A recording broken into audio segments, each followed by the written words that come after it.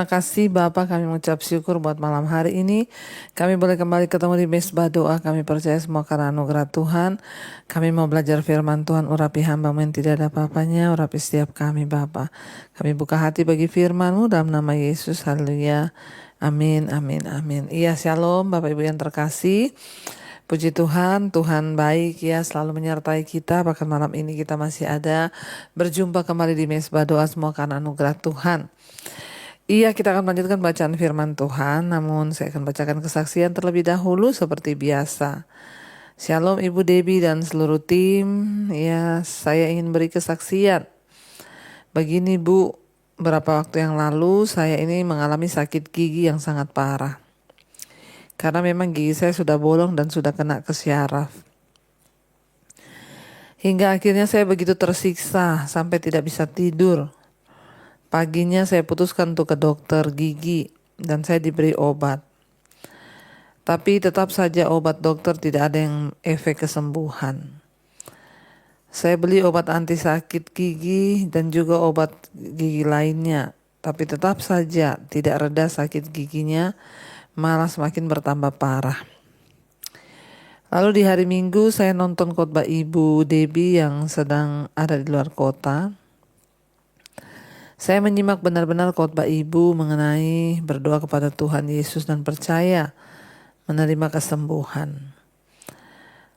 Dan harus yakin bahwa kita pasti akan disembuhkan. Saya amini Bu. Saat Ibu Debbie mengatakan seperti itu, bahwa nanti malam saya percaya maka gigi saya juga pasti sembuh. Saya berdoa besok pagi gigi saya tidak akan kambuh lagi sakitnya. Lalu setelah saya selesai mendengar khotbah Ibu, saya terus beberapa lama kemudian ada saudara saya yang chat. Dia menyarankan saya untuk membeli obat warung. Dan saya coba, saya pikir ini mungkin adalah arahan dari Tuhan. Akhirnya saya pergi ke warung dan saya beli obat itu. Puji Tuhan, saya sambil berdoa, saya percaya Tuhan Yesus menyembuhkan. Akhirnya besok pagi saya bangun ketika saya mengikuti mesbah syukur. Saya baru sadar bahwa gigi saya sudah tidak sakit lagi. Dan puji Tuhan, doa saya dikabulkan Tuhan. Saat-saat ini saya terus bersemangat untuk ikut mesbah syukur, mesbah doa. Saya bersyukur juga buat kesembuhan gigi saya yang sampai hari ini sudah Tuhan sembuhkan. Karena memang pipi saya sudah bengkak. Saya yakin bahwa Tuhan akan menyembuhkan sampai bengkak pipi saya, sampai pipi saya ini kempes.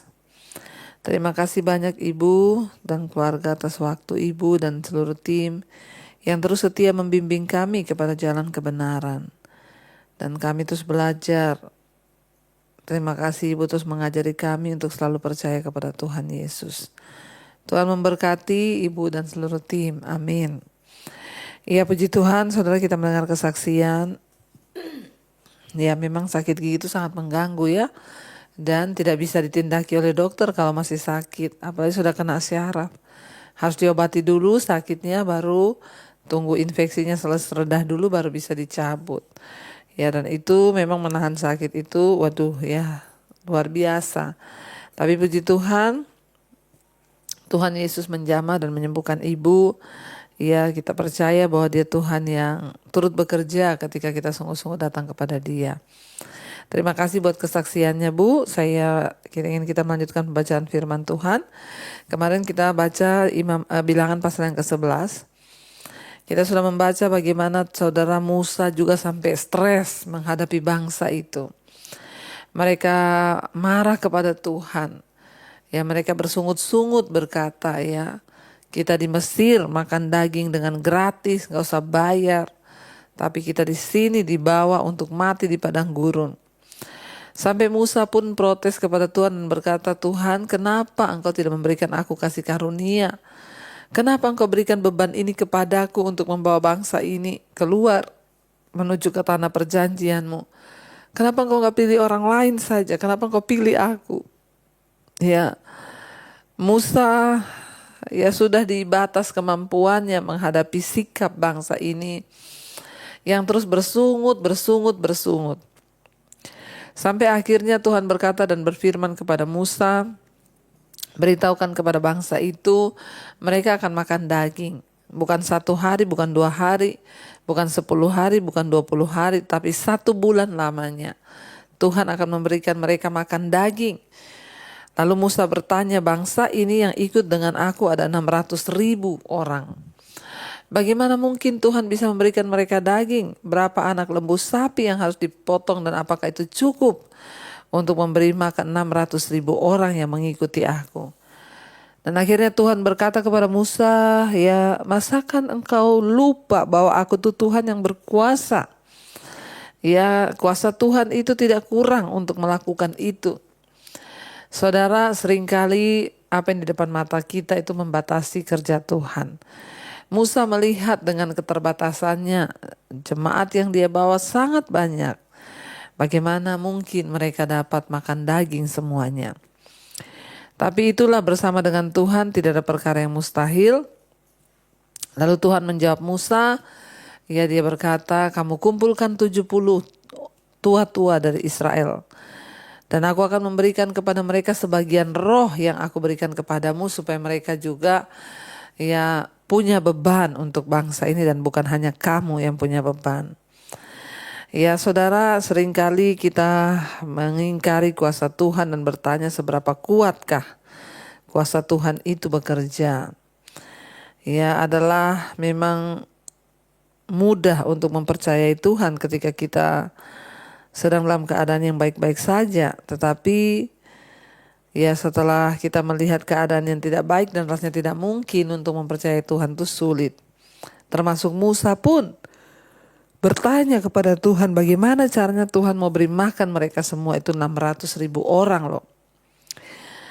Iya, baik, kita akan lanjutkan saudara. Sekarang kita masih di bilangan 11 ya, dan kita akan lanjutkan hari ini. Kita masuk di ya bilangan 11, sekarang kita ayat yang ke-24. Firman Tuhan berkata, setelah Musa datang keluar, ya disampaikannya firman Tuhan itu kepada bangsa itu. Dan dia mengumpulkan 70 orang dari para tua-tua bangsa itu. Ya, dan ia menyuruh mereka berdiri di sekeliling kemah. Lalu turunlah Tuhan. Ya. Turunlah Tuhan dalam awan dan berbicara kepada Musa. Kemudian diambilnya sebagian dari roh yang hingga padanya dan ditaruhnya atas ke-70 tua-tua itu. Ketika roh itu hingga pada mereka, kepenuhanlah mereka seperti nabi. Tetapi sesudah itu tidak lagi. Iya, kita melihat di sini ada peran Roh Kudus ya, sudah ada peran Roh Allah di dalam perjanjian lama. Karena memang Roh Allah, Roh Kudus itu sudah ada sejak penciptaan. Musa diberikan roh untuk memampukan dia melakukan tugasnya yang diberikan Tuhan. Dan ketika dia protes kepada Tuhan bahwa dia tidak sanggup sendiri, Tuhan menyuruh dia kumpulkan 70 tua-tua orang Israel.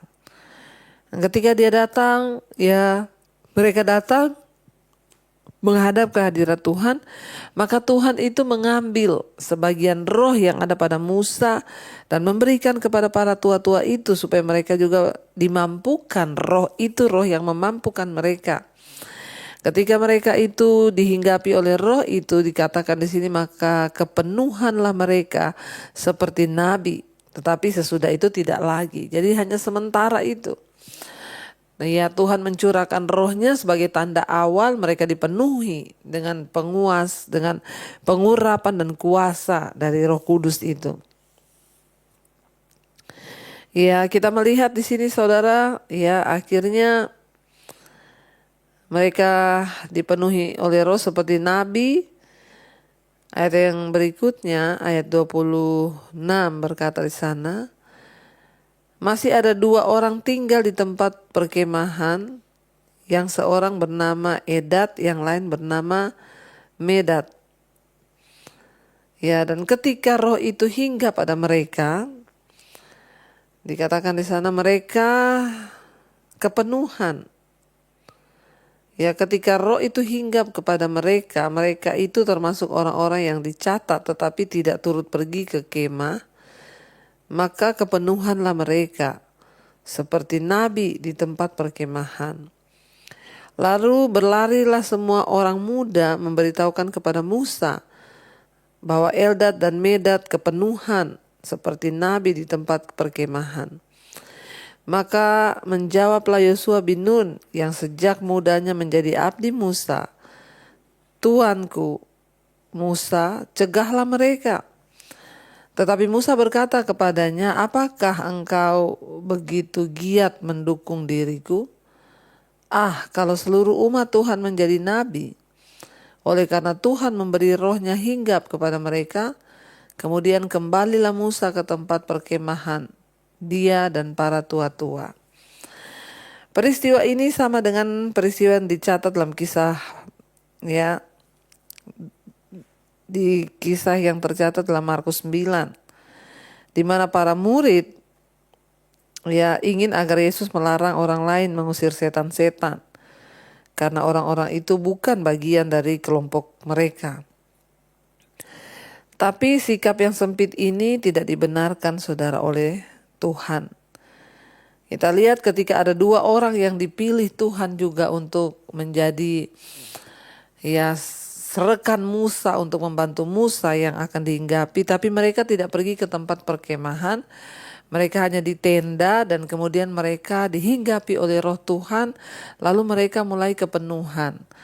Akhirnya kedua orang ini dibawa ke perkemahan dan mereka berkata, orang 2 ini seperti nabi, mereka kepenuhan. Lalu Yosua melihat itu, Yosua melarang, saudara. Yosua berkata kepada Musa, "Tuanku, cegahlah mereka." Karena Yosua nggak tahu kalau orang ini juga termasuk orang yang dipilih Tuhan walaupun mereka tidak datang ke kemah pertemuan. Lalu Musa memarahi Yosua dengan berkata, "Apakah engkau begitu giat mendukung diriku? Kalau seluruh umat Tuhan menjadi nabi, oleh karena Tuhanlah yang memberikan rohnya hinggap kepada mereka." Ya, saudara, dan dia berkata bahwa memang Tuhanlah yang memilih mereka sehingga dia memberikan roh. Kita tidak boleh iri hati, kita nggak boleh cemburu dengan orang-orang yang dipakai Tuhan. Yosua mungkin merasa dia sudah membantu Musa selama ini, dia nggak mau kalau ada orang lain juga yang dipilih Tuhan untuk membantu Musa. Dan di sana Musa sedang menantikan, saudara, kita melihat di situ, Musa menantikan memang saat itu ketika semua umat Allah akan mengalami pencurahan Roh Kudus, Roh Allah.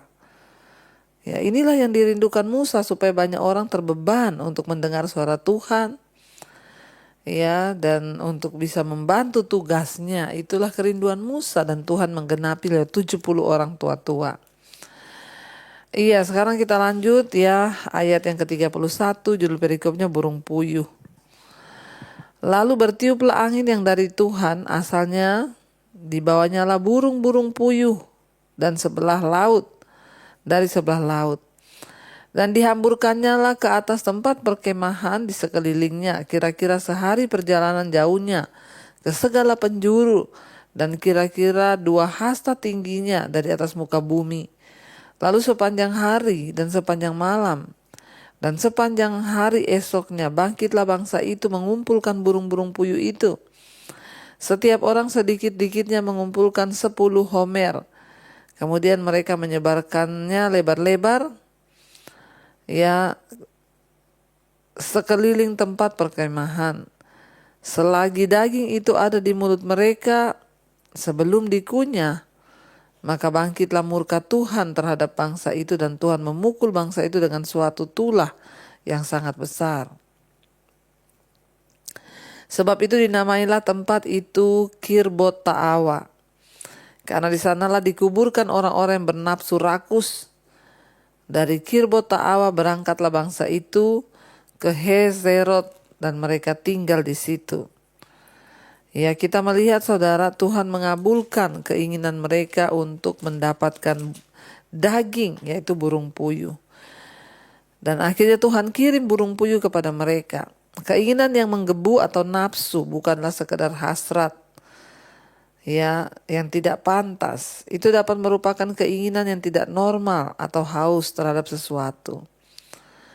Ya, kita lihat di sini Tuhan menghukum orang Israel karena mereka itu hanya mendambakan makanan yang enak. Keinginan mereka itu tidak salah. Yang menjadi salah itu adalah dosa ketika mereka membiarkan keinginan itu berubah menjadi kerakusan. Mereka merasa berhak memperoleh makanan enak dan mereka tidak dapat berpikir lain lagi.